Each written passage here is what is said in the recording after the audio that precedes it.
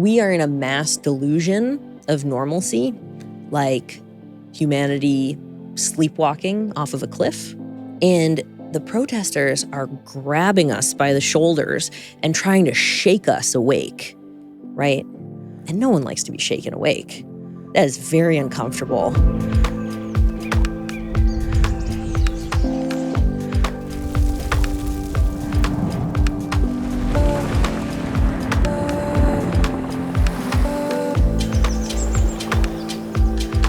Welcome to the Regeneration Will Be Funded. I'm your host, Matthew Monahan, and in this series, we're having conversations about regenerative finance, technology, and our living planet. How can we build an economy that's in service to life? Brought to you by Ma Earth. You can find all of our conversations at maearth.com. Thanks for joining us. Today's guest is Margaret Klein Salamon from the Climate Emergency Fund, and we're talking about disruptive climate protests. Now, I know this topic can ruffle some feathers and be uncomfortable, but it's exactly why I think it's important we discuss it and why it's so underfunded in the philanthropic space. Margaret is a clinical psychologist, a climate activist, and she's really metabolized what the science is telling us about our ecosystems and the future livability on planet Earth.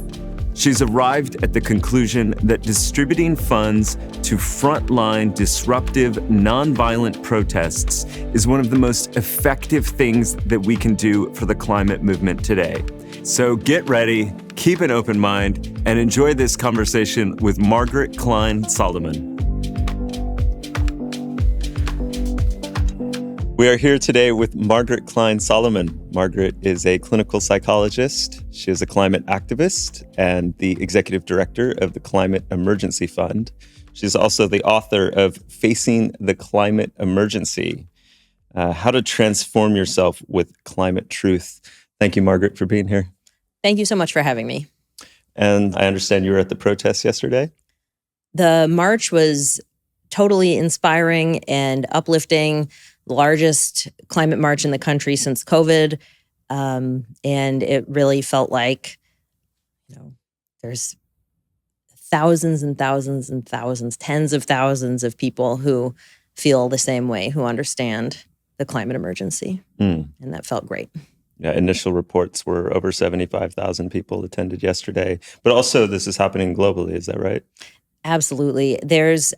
For this specific End Fossil Fuels Day of Action, there was, I don't know how many countries, more than 10 countries participating, potentially way more than that. But just in general, the climate movement is firmly back and pretty spicy, more than before in 2019, before COVID, which, in 2019, the movement was on a tremendous upswing. Extinction Rebellion, the youth strikers, the Sunrise Movement here in the US, the climate emergency declarations were popping off all over the world. And then COVID really, really put a wrench in things.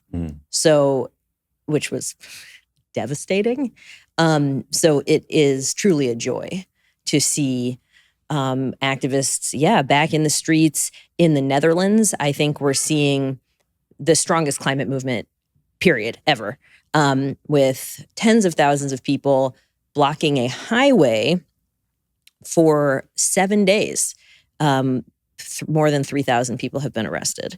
That level of mass participation combined with the willingness to be disruptive and risk arrest, like I said, we just have not seen that. So that is also incredibly inspiring and an example, right? Other countries and activists can look there and say, this is possible. You can hit that tipping point where it stops being 10 people blocking a road and starts to be 10,000 people.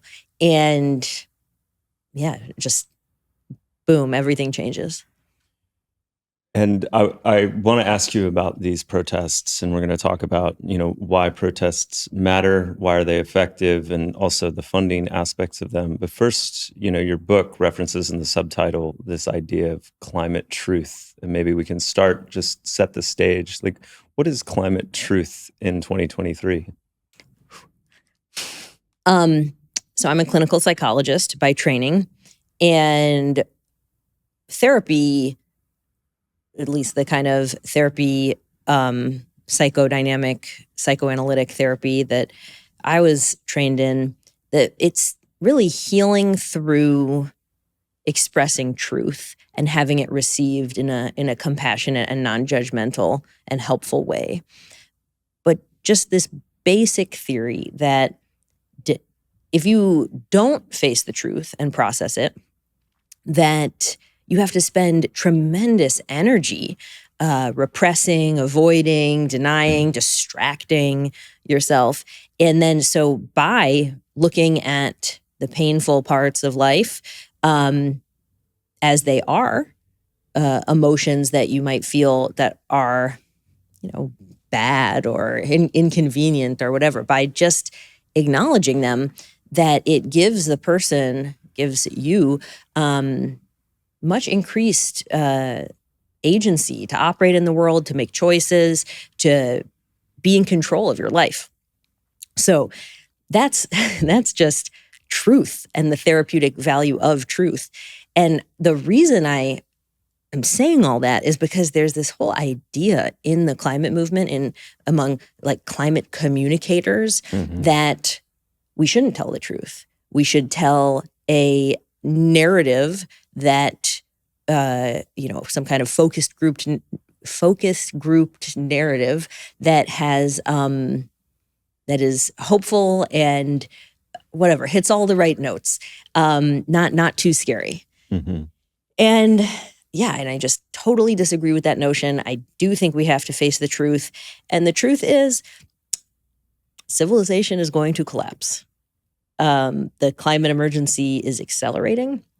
It is exceeding the forecasts that scientists and groups like the IPCC have made.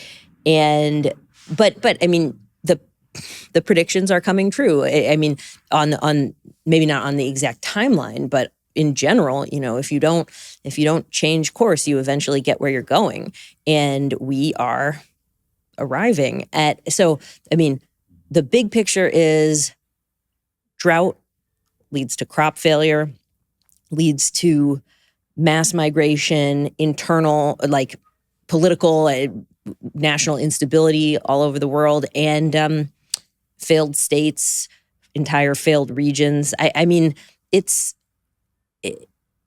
chaos. It's. I mean, I talk about it as the apocalypse because, we're just talking about the failure of all of the systems, the natural systems and the economic and social systems, which are totally dependent on those natural systems. We're just talking about collapse. And yeah, it's horrifying. It's like living in a nightmare.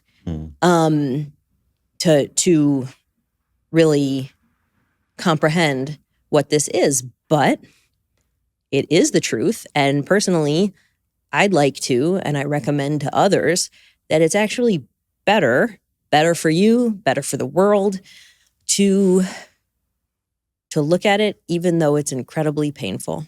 And what would you say to the objection that, like, well, I'm thinking about my 3-year-old niece, and I don't necessarily, show her all the horrors of the world or bring full truth to every situation, because developmentally she's still, it's like this feeling that it's too fragile, it's not appropriate, it's not time yet. And yeah, like, are we as a collective not ready to face the complete collapse of our natural systems and biosphere and everything else, and that is there validity to this kind of coddling instinct that we might face in the climate communication space? Certainly, when dealing with children, I think it's appropriate. I have a 3-year-old niece. I have a 8-year-old nephew that I still avoid talking to about the climate emergency. It's, gosh, I don't know how. It's so painful. So yeah, I agree with that. But I mean, are we children? Do we have the internal strength and reason to respond to this emergency with maturity and wisdom and courage? I mean, yeah, maybe not. But it's certainly our only hope. I mean, we're not going to solve it by coddling everyone and making them feel, good for right now.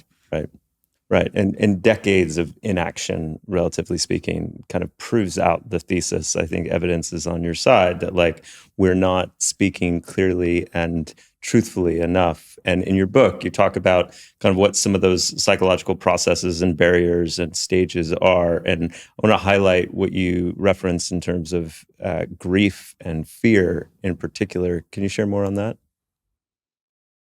So once you face the climate emergency intellectually and take a look at the science, take a look at kind of the systems involved, and once you do that, the next step, which I think is even harder, is about emotionally processing that, taking that in. Climate has been a very intellectual, scientific topic of conversation for many, many years, right? You could read about it in the science section of the newspaper. And it certainly is a scientific phenomenon, but it's also, this is our world. This is our lives. This is, it's an everything phenomenon. So we need to have an emotional reaction to it to actually live in truth. It's not enough to know. You have to feel it to make it real. So there's many emotions that people feel about the climate emergency, including rage, guilt, alienation is a huge one. But yeah, grief and fear, I think, are the most critical. Fear, because it's our self-protective instinct telling us, this is not okay. The way things are going now is very scary. And that's accurate and can be motivating, should be motivating. That's the point of fear. And with grief, there's several layers. There's grieving the people and species that have already been killed by the climate emergency, and grieving, it's this huge grief if you are willing to feel the suffering of the world and, hundreds of millions of people whom you've never met and species that you might not have even heard of. But it's also about grieving for yourself. Grieving the future that you thought you had. I think this is really, really, really critical in order to move into action, in order to really kind of metabolize what's happening and come to a new way of thinking about yourself and the future, your future. Because, you just have to realize that the future you thought you had is not going to happen. It's going to happen in a very, very, very different, worse, more chaotic, more violent way. And personally speaking, I'm a millennial, and growing up, we were promised the world, right? The future is bright. There's going to be progress, political progress, technological progress. Whatever, write your own ticket. And just to realize that was not true. And personally, I went through a process of thinking about bringing my extended family and friends into some kind of subsistence farm in Ohio where my relatives have some land. And I played out the scenario in my mind. I was like, well, we would need machine guns, right? Like, I mean, if everyone's going hungry and you've got a farm, even if everything's working, like and so it was going through this process of like, okay, first I had to grieve. I can't just be a therapist and have a family and write books and be happy. That's not going to work. Okay, I can't even like go start a, subsistence farm with the people that I love to ride this out. And then you get to this place of, okay, well, I have to work with others through a collective process of transformative change. That's it. And so in that way, all this activism that I do and work that I do for On Climate, I actually view as like self-interested, or say selfish, but just in the sense that, I mean, I want to have a good life. I don't want to be killed in a famine and chaos induced by that. But the only way that I can effectively work towards that is by trying to change the world. Mm-hmm. And how has it been personally, like out the other side after going through years of grieving and bargaining and denial and all of those stages to, being firmly rooted in the movement, being firmly planted in the work? Like, are you finding more joy, more purpose in the moments that we have in this life? How has that been? Yeah, absolutely. No, I'm much more happy as a climate activist, or you could say like a mission-driven person. It's much more happy than when I was as almost all Americans are, almost all people under capitalism are, just like out for myself and my resume and my career and my apartment, and all of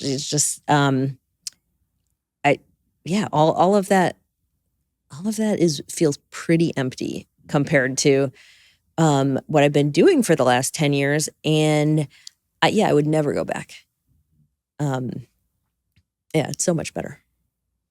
And also just on the like personal curiosity before we get into some of the like theory of change tactics, like sometimes when I get to what feels like the edges of really accepting and grieving, I'm somewhat left with the cosmic question of like, well, the sun's going to burn out in however many tens of thousands of years. And so like whether life on this planet persists for another few hundred or few thousand or whatever, like it doesn't really matter, does it? And like how do you think about identification within human form and like across time and the grandest of scales that we can fathom?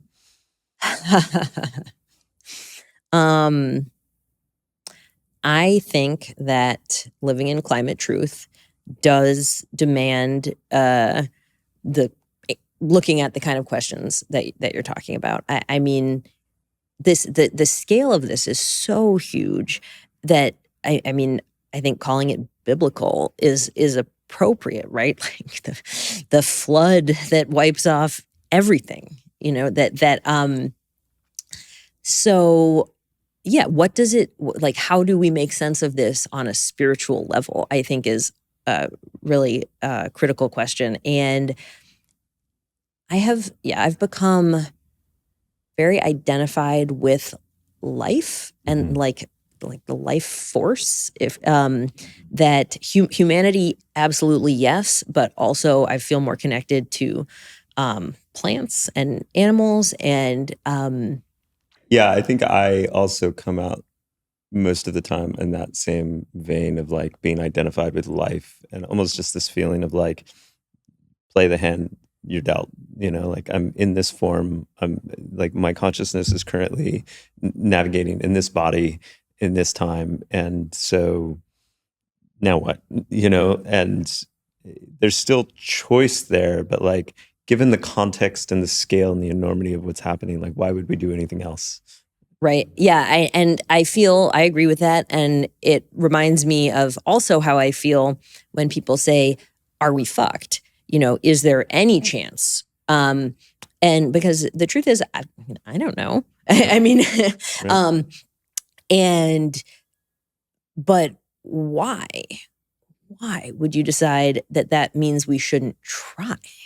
Right? Like the only way we can find out whether it might be possible to avoid collapse and protect humanity and the living world is through giving it everything that we've got. Because, I mean, let's be real, we have not tried.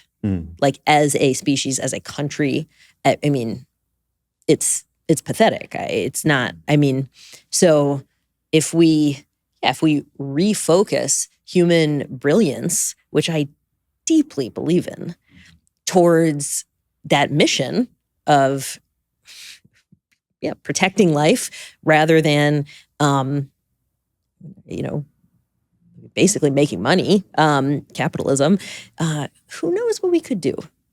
It's, I mean, when we mobilized for World War II, we changed our civilian economy to a wartime economy in just a few years and took measures that would never be accepted under any circumstances other than a war, understanding that this is an existential crisis. This is not a choice. This is something that we have to do or else we will die. For example, meat was rationed, gasoline was rationed, the top corporate tax rate was 94%. I mean, these are not normal times. So why don't we try to meet them?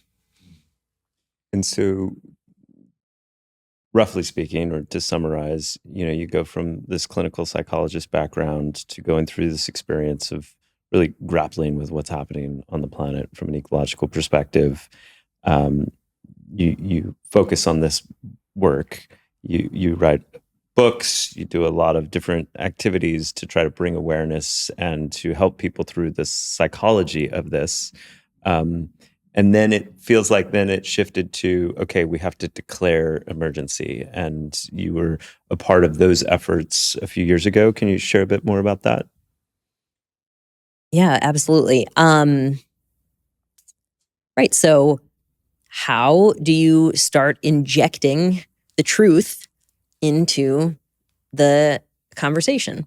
And the kind of tactic that we used at my former organization, the Climate Mobilization, was these climate emergency declarations, which first some passed in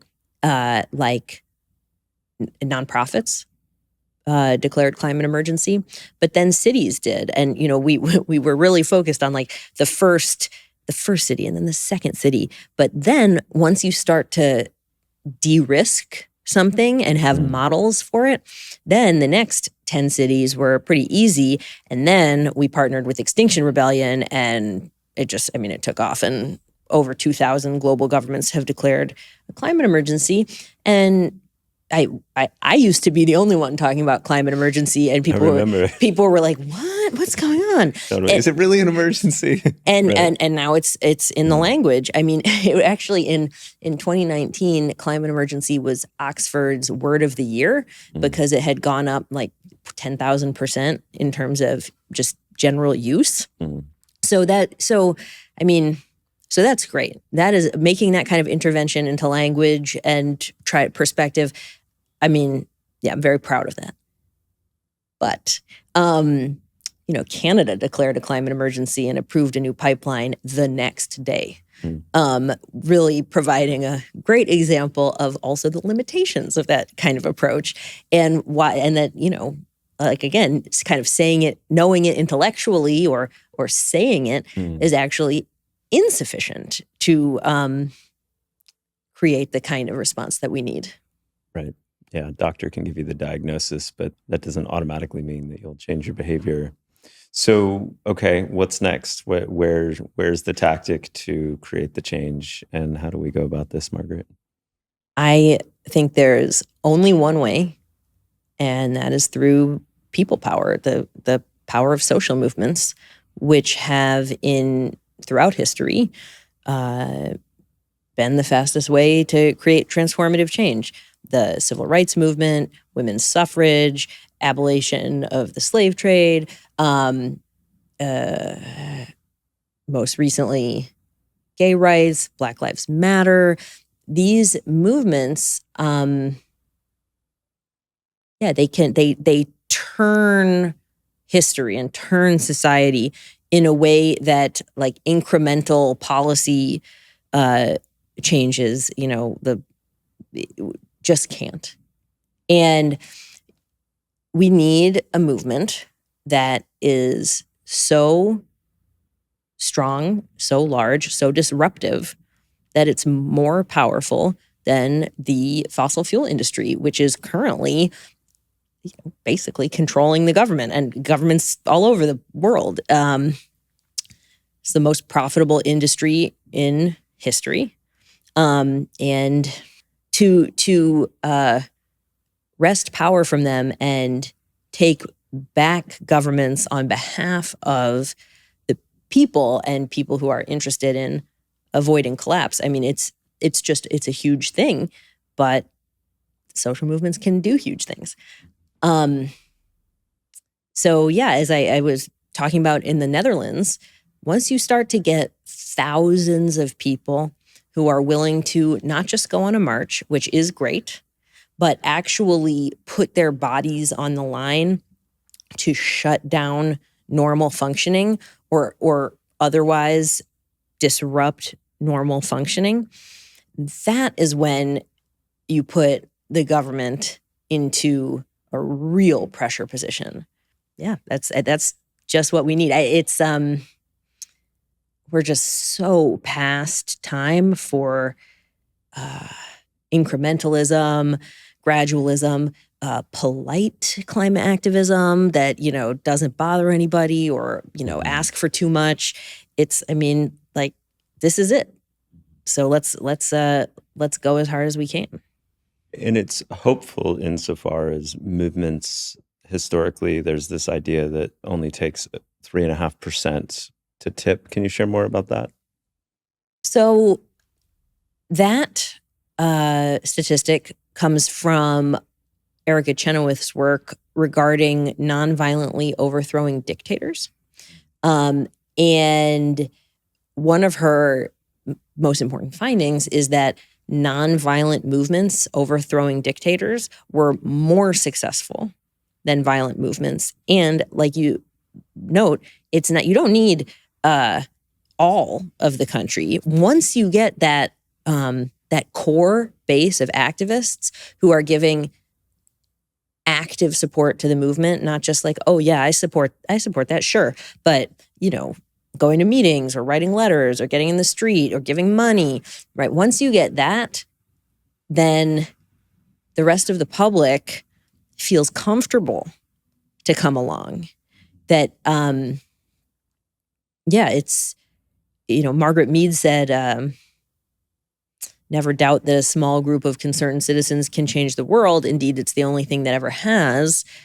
That this is, so these movements start small, truly with a group of people sitting in a living room or something like that, and then grow and become, maybe locally significant and then grow. And then, once they hit this 3.5% of the population, it's just a total game changer. Mm-hmm. And so are you of the belief that nonviolence is a core part of this? Absolutely. And I was very interested to see recent research from the Social Change Lab that interviewed, I think, about 50 experts in social movements and movement history and sociology. And they actually said that willingness to nonviolently disrupt was the single most important factor in a movement's success. And that makes sense to me because, well, for several reasons, actually. But one is just, if you're not willing to do that, you're fighting with one hand behind your back. You're not using your full strength and power. And so, of course, movements that are willing to break rules and take risks and are more successful. There's that kind of just like basic tactical approach. But there's also a very symbolic element that is so important regarding symbolic communicative in terms of, like, for example, in a hunger strike, what you're communicating is, this issue is so important that I'm willing to do this thing, starve my body, because that is how much I care. So there's a demonstration effect that's going on of, there's the climate activists are sitting in jail all over the world, and they are willing to do that because that's how important this is. They're willing to do anything that can be effective. So I think, and then both of those factors that I named are for any social movement, but for climate, I think there's even a increased level of understanding that all we need to do is continue on as normal, and we will collapse, right? It's kind of understanding that normal functioning, normal tennis match or museum visit or whatever it is, drive to work, normal functioning will kill us, is killing us. So I think that it's very appropriate to disrupt normal life of the powerful, but also the public, because everyone needs to wake up. Okay, so we've kind of acknowledged, faced the truth, and the truth of the situation is very severe and stark. We're witnessing the collapse of the life support systems and natural processes and ecological functioning on our one planet that's spinning around the sun, and this affects all life on Earth now and into the future, and presents potentially irreparable damages for thousands and tens of thousands of years in terms of our climatic systems. And it's on our watch. It's like all happening in the hockey stick that is the last 100 years. And we have to face the grief, and we have to feel the anger, and we have to go through the emotional processes. And then as we digest that and get into what are the most important leverage points, you said that really the answer is people power, and it's movement building, and it's, we have to approach it like that. I want to get a little bit deeper on that link from movement building to disruptive protests and how those two go together or where they're distinguished. Yeah, thank you. Social movements should best be viewed as ecosystems with many parts and complementary parts. For example, electoral work, primarying candidates, getting out the vote for candidates, et cetera. That's part of the movement, and that's why we have some politicians who are willing to talk about climate emergency and the need for transformative World War II scale or New Deal scale change, right? So there's many elements in a social movement ecosystem, but disruptors are the tip of the spear.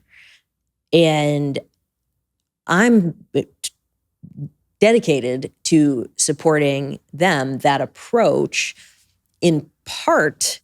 There's really two reasons. One, because I think it's so effective and so necessary and so called for at this time. But the other reason's also so important, which is they get virtually no money. They're broke, and so as a funder, it's an incredible opportunity.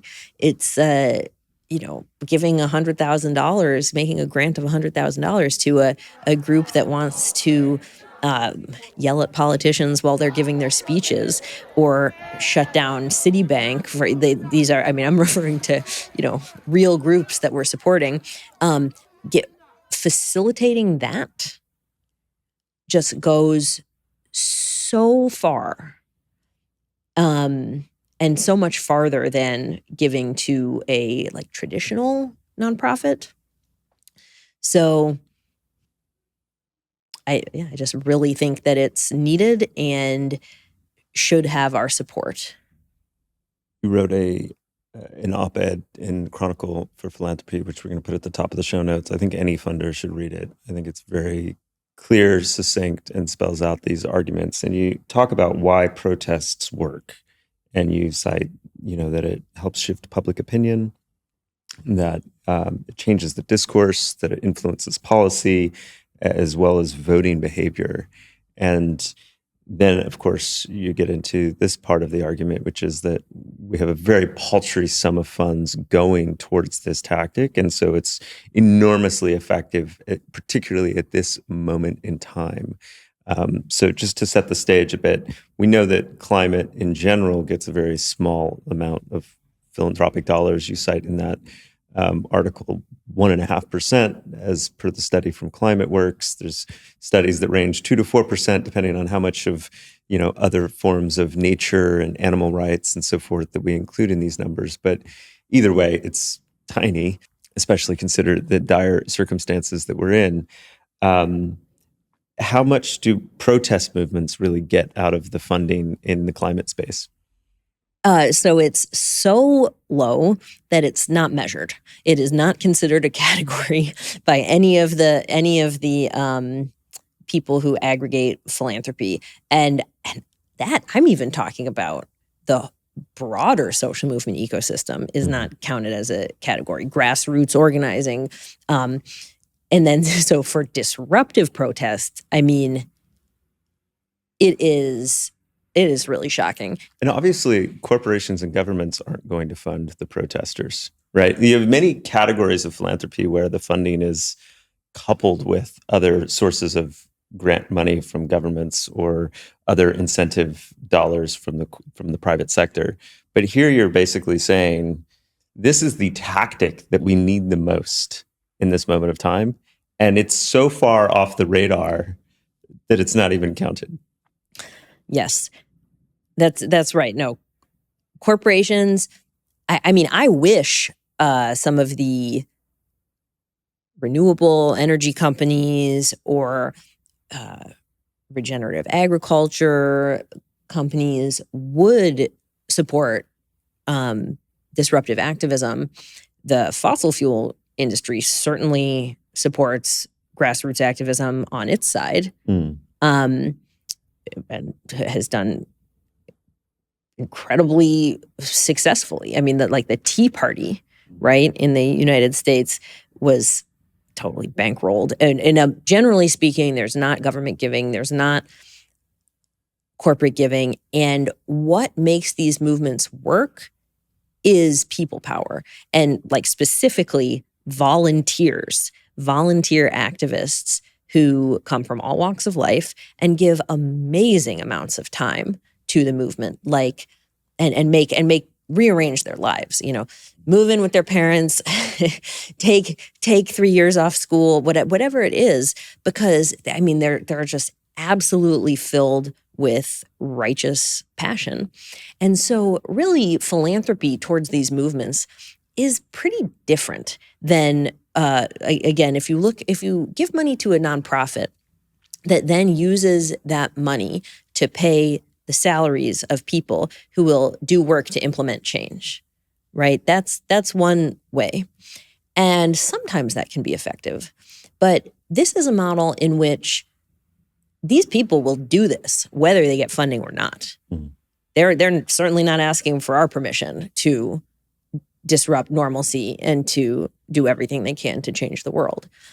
The money just allows them to do it better and larger, and just facilitates their success. And so I think that, I just think it's really important to realize, that what people power means is one after another, these activists who are they're fighting for all of us, and they're doing it with really giving so much of themselves. And I think on that level too, I mean, I think it's practical and effective and has a return on investment. And I think there's also like a moral case that these activists are giving everything, and they deserve to be funded. They deserve to be able to pay their bills. Mm. And if anyone listening to this is still not convinced of that these are effective tactics and strategies, can you give an example or a set of examples where, disruptive protest has driven real discernible change? Yes. So there's the many historic examples that most people are aware of, and when I get challenged, as I constantly am, on whether these tactics go too far or are counterproductive or whatnot, one bit of pushback I give is, what tactics from the civil rights movement went too far? What tactics from women's suffrage? That these movements are so important, so much bigger than like whatever, a painting or a tennis match or whatever it is, that, I mean, of course they don't go too far. So Insulate Britain, I think, is a great example of a winning movement that in the United Kingdom, Climate Emergency Fund is proud to have given them seed funds as well as some ongoing support, a total of $175,000 in grant making in 2021 and 2022. And they blocked roads for about 6 months in the United Kingdom, a group of just a few hundred people, but who were willing to get arrested, willing to also risk being assaulted by drivers. And with this just high disruption approach, they were covered extensively by the UK press. Suddenly, people are talking about home insulation and thermal insulation and how wasteful leaky buildings are. And it turns out that this is actually a very popular policy. Vast majority of Britons support a government-run insulation program. And then the Labour Party made it part of their platform. And then just last year, the UK government dedicated £1 billion, $1.2 billion into the Great Britain Insulation Scheme. And yeah, how much of that do you give the protesters credit for? I give them like 90% of the credit. I mean, they home insulation, thermal insulation was not on the table. It was not part of the political conversation. And then it passed. Like, I mean, if you look deeply into how historical changes happen and even contemporary changes, such as this example, you'll see that movements are absolutely critical. They are as the public, as the democratic citizens, they are our chance to counteract and overcome the forces of capital and lobbying, corporate lobbying, which otherwise will be totally dominant. Are there other contemporary examples that you can point to? Sure. I was mentioning the Netherlands and how amazing they're doing. One of their key targets for protest last year was private airports and private air travel. And they were just so creative and joyful. They had these protests where they would ride their bicycles on the airport tarmac, right? Which, I mean, is totally disruptive, right? You can't have flights going, like landing or taking off when you have protesters biking around.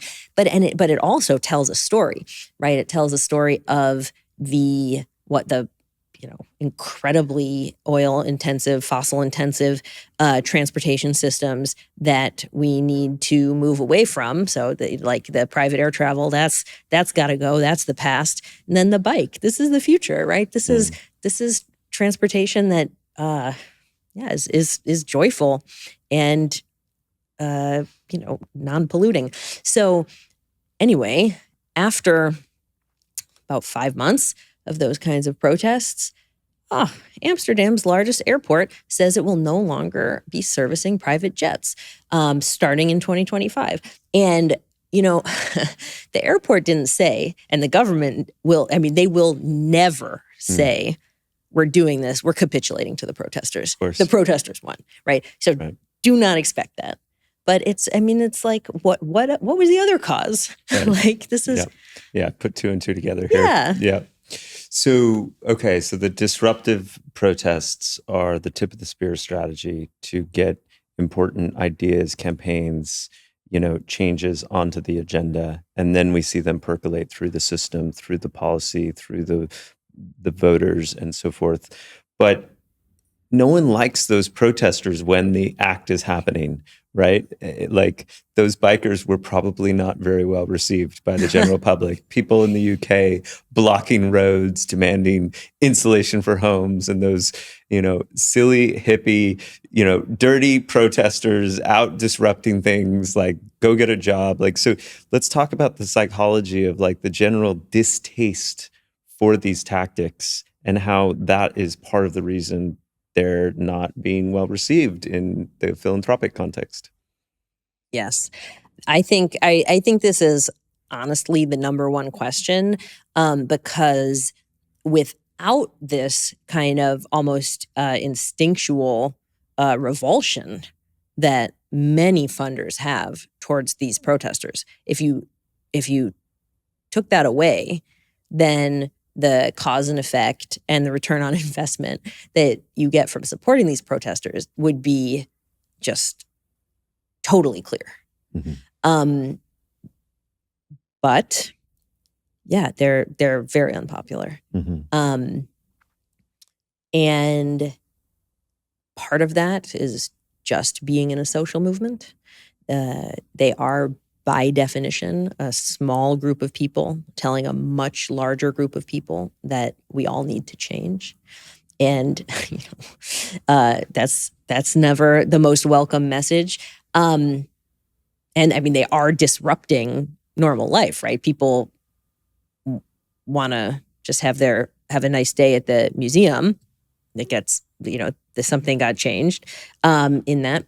But I like the metaphor of we are in a mass delusion of normalcy, like humanity sleepwalking off of a cliff. And the protesters are grabbing us by the shoulders and trying to shake us awake, right? And no one likes to be shaken awake. That is very uncomfortable. Sure, you wake up feeling pissed off at whoever's doing that to you, right? And so the climate truth is incredibly painful. I think that's really at the core of why these protesters are so unpopular, is because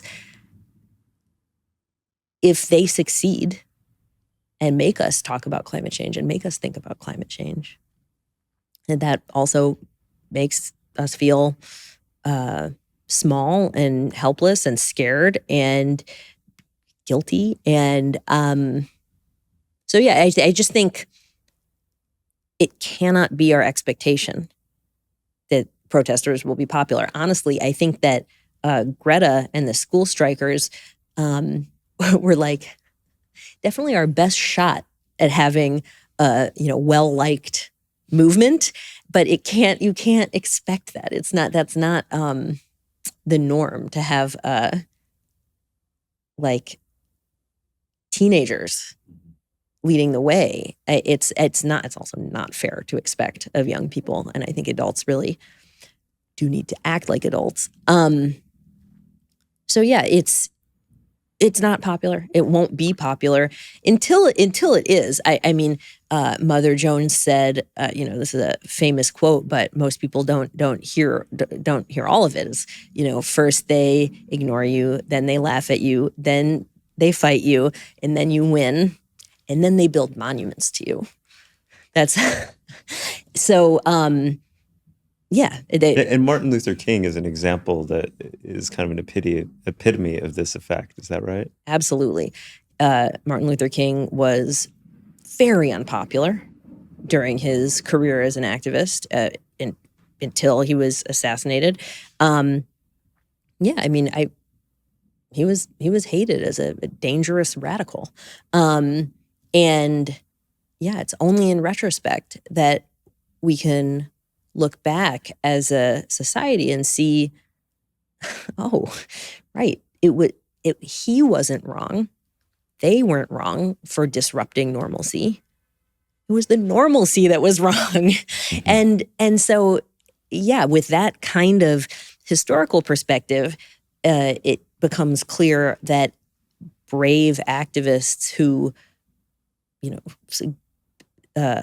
sometimes go as far as giving their life to the cause, that they are the truest heroes. They're putting themselves in enormously uncomfortable physical conditions in the moment with unknown consequences, often jail time and severe consequences to their livelihoods and their lives. And that social context of being disliked for even doing it, for, you call it the shooting the messenger effect. We're just like, we're judging the folks that are doing that, making them wrong, partly, as you say, because we don't want to acknowledge the truth of what they're trying to show us. Yeah, I really do think part of the heroism that activists show is their willingness to be unpopular. When an activist disrupts a sports game or a symphony or whatever, they are booed. Mm-hmm. It always happens. Mm-hmm. They are booed. And who wants to be booed by a stadium full of people, right? This is very stressful. Right. Our social wiring is like, do not make everyone hate you, but some things are more important than that. Right. When you then add philanthropy into this, right? The civil rights movement had funders. Just a few, because the vast majority of funders were afraid and it was too controversial and it was too radical and, et cetera, all of the same things that we're hearing now. But what an opportunity, right? If you're willing to get past that people will complain and criticize and boo, but this is the correct path, this is an effective path, this is a righteous path, then, truly funders have an opportunity to shape history and not just shape it, to protect history, to continue history, right? Yeah. Yeah, it's really a question, like, what are you in service to? Are you in service to being comfortable moment to moment in the funding cushy job?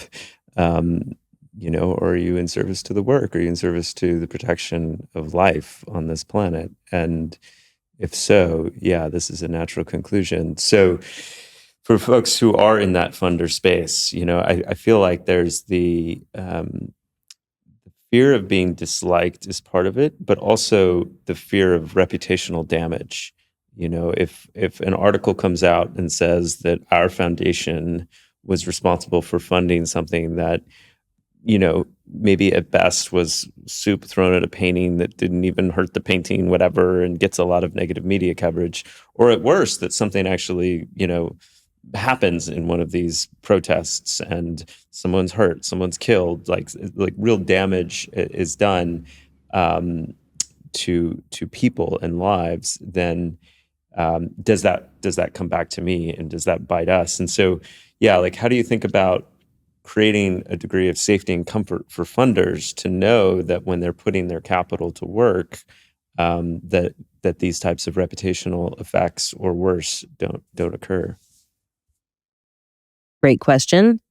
Climate Emergency Fund provides a safe, legal, tax-deductible way for people to give to the climate movement. As a non-endowed fund, we raise all of the money that we grant. So this is an invitation for funders to not just join this movement generally, which of course it also is, but that this is a specific way. We do take anonymous donations, so that sidesteps to some degree the issue that you're talking about. And it's true. I mean, it's real. We are constantly hounded by the right-wing press, and they're horrible. I mean, they write about the funders who have given to us publicly. There are enemies of climate activists and people who fund them. So that's one thing. I mean, that it's true on that level. It's also true on the level of just among your friends, right? Funders in their social circle being thought of as extreme or wrong for taking this on. You talk about the radical flank effect. Yes. And it's by having this action or aspect that happens on the radical side, it gives permission and it invites kind of the moderate majority to move. Can you share more about that? Yes. So let's say I'm a normal, non-political individual who sees a protest or reads about it in the media. Wow, look at this. Look at these kids throwing soup. Look at this disruptive thing that happened. I don't like that. That makes me uncomfortable. But I do agree that we need to end fossil fuels. They are right about the scale of the emergency.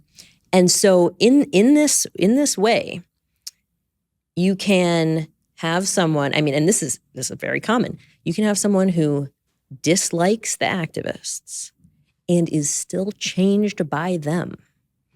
And because maybe this person says, you know what, let me get involved in this local organization that's working on solar panels, or let me call my congressperson. That it's, like I said, the tip of the spear, that it's not the whole thing, but it wakes people up, it engages them, and it forces the issue and poses the question, whose side are you on? Are you, there's a choice that needs to be made. I think about the friends I have who don't fly anymore and how that affects my psychology, because I still get on planes, but it moves me to see them making the sacrifices that they're making. Or I think about like this friend who is very hardcore about, traveling with their own reusable food containers. And it moves me when I then am wasting plastic and throwing things away in my consumption lifestyle. And I think about the extent to which he goes to carry stuff in his backpack and take it out and scrape it off and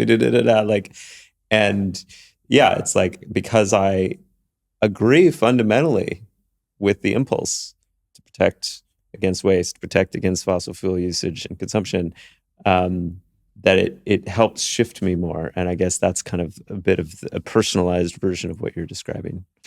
Yes, I think that's right. And unfortunately, at this point, most people don't have a lot of friends who have given up flying or who have made that kind of commitment. And so where are they going to see a model of that level of commitment and passion? It's the activists. And I think they're heroes, and I think they inspire heroism in others. Okay, so Climate Emergency Fund is really an intermediary that is helping to channel the funds that you receive then into these different protest movements and these disruptive protests. And so in that way, you create a degree of organization for the capital. You help to ensure it's getting to the right people and you're staying close to those front lines. Can you describe more of also, the value proposition or the problems that having this type of intermediary organization helps address? Yes. So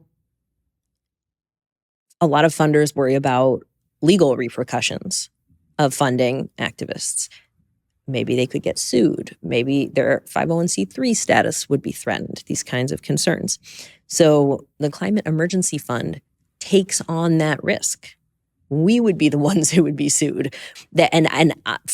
We protect ourselves legally in a lot of different ways, and nothing has happened to us so far, knock on wood. And for a lot of different legal reasons, I feel we're in pretty good shape, but our funders are fully insulated. And so that's a very concrete element. And the fact that we can receive and pass through 501c3 dollars from, family foundations or DAF is also important. Generally speaking, a lot of these, it can be challenging to try to give directly to activists for that reason, the tax issues, but also, just logistically, it's hard.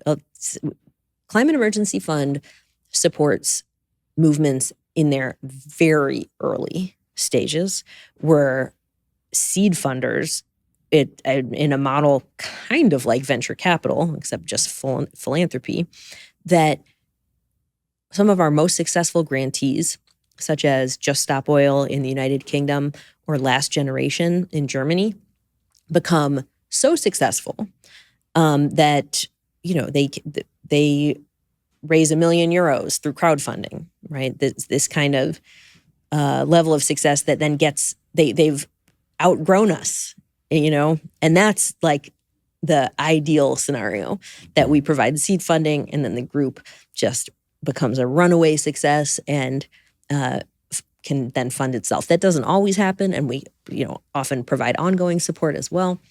So how to find and identify and evaluate these activists is actually pretty difficult. We have strategy meetings. We look at the literature. We know the strategic operating environment, and which allows us to make really strategic choices with our limited funds.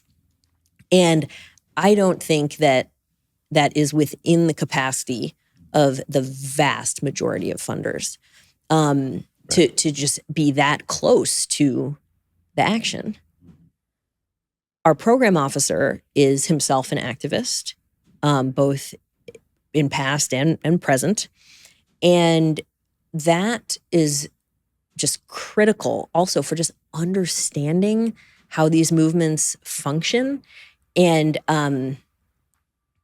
so if you're a philanthropy that's interested in funding movements, the number one thing is to hire an activist, or at least have an advisor, because it's a really unique thing to get together with a bunch of strangers and decide to demand change and do these actions.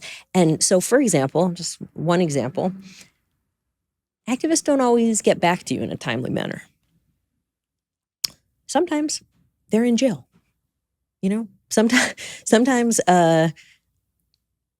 their computer's been taken away because of a police raid, right? Like, it can be chaotic. It generally is chaotic. Mm-hmm. And so as a funder, to not view that as, unprofessional, or it is actually unprofessional, but not in a pejorative way. These people are not professional fundraisers. Right. They're not trained up and coming through, typically speaking, the institutional contexts in which a lot of philanthropic folks sit. Absolutely.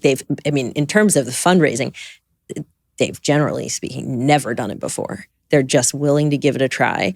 But I mean, just in terms of the whole movement, this is not people's career. This is their passion. This is their mission.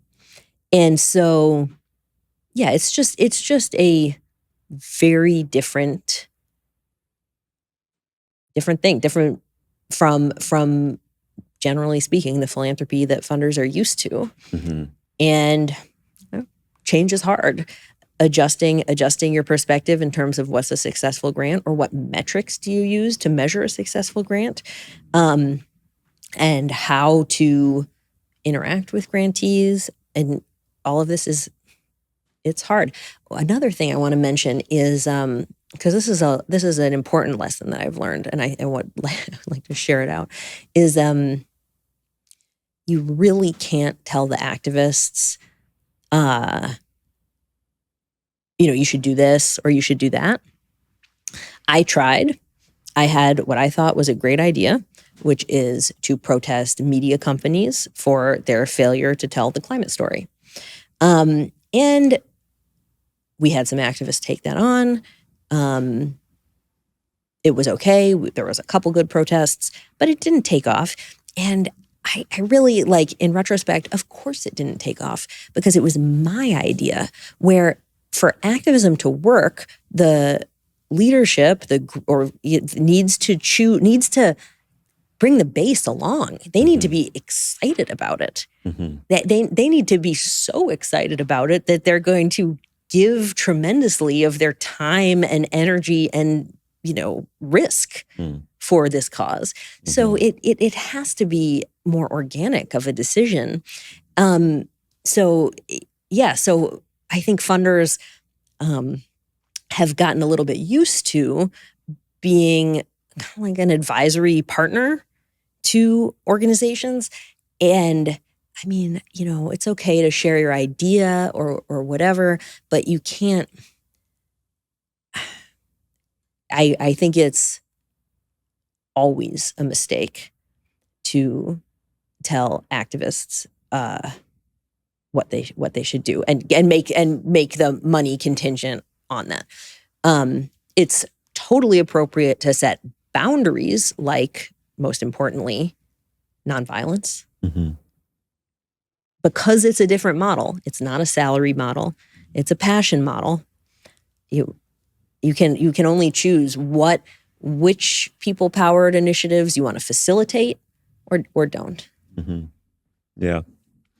Well, it really resonates with me. I mean, it feels to me like the perfect example of venture philanthropy. In venture capital, there's this popular phrase of, you want to be contrarian and right. Mm-hmm. Ooh, I love it. Because if you're contrarian, then that's where all the returns are, and return on investment, but only if you're right. And that this disruptive protest tactics being both an effective way to drive change and on the right side of history, so to speak, but also being quite contrarian. And, the evidence shows very tiny sums of money going into these types of movements, on top of already a very paltry sum of funds going towards climate philanthropy. And yet, practically speaking, it makes perfect sense that there is a real need for the type of intermediary organizations like Climate Emergency Fund to help make sense of the space, to help provide the pipes and the infrastructure and the scaffolding for 501c3 capital to move into it, for the legal reasons that you cited, for reputational reasons, and so forth. So, hats off to you for having that courage to navigate and not always be liked for the work that you do. I like you. And Thank you. I'm curious, any other final closing thoughts or messages that you'd like to share? I think the most important thing is to recognize the failure of what we've been doing as a philanthropic sector, in terms of climate policy, but as climate philanthropy has been going up, which is great, but emissions have also been going up. So to grapple with that failure, which is really in itself a grieving process, right? Because many, many funders have tried incredibly hard and have given generously and thoughtfully, and recognizing, it didn't work. And the greatest risk by far is not going fast enough. Like, one reason I'm okay with many people not liking me is because I'm so scared of the climate emergency that that's my greater fear, right? So just with a recognition that if you continue on with the same basic approach to philanthropy as you've been doing for the past 20 years, that's a serious problem. You're still operating in normal mode. The alarm bell's going off and you're just going about your day, right? So I think spending down is really core part of this. Giving away 5% a year and keeping the rest in your endowment is insane. What good is the endowment going to be in 20 years if we don't solve this emergency? So philanthropists, having wealth is like having a superpower, right? It literally gives you the ability to enact all kinds of change. And it's so important that philanthropists rigorously assess what they're going to do differently given the accelerating climate emergency. And yeah, I think about Harry Belafonte driving down to Mississippi with $70,000 in a duffel bag. Funding social movements is different than funding nonprofits, and yeah, the impact can really be historic. Margaret Klein Salamon, thank you so much. Thank you. Okay, what'd you think? Leave us a comment. You can learn more and make a contribution at climateemergencyfund.org. You can also check out Margaret's book, Facing the Climate Emergency, which is a succinct and powerful read. And together, we can make these conversations less taboo and really move the discourse towards more radical and important changes in service to life on the planet. For more great conversations like this one, go to maearth.com. Thanks for tuning in, and I'll see you next time.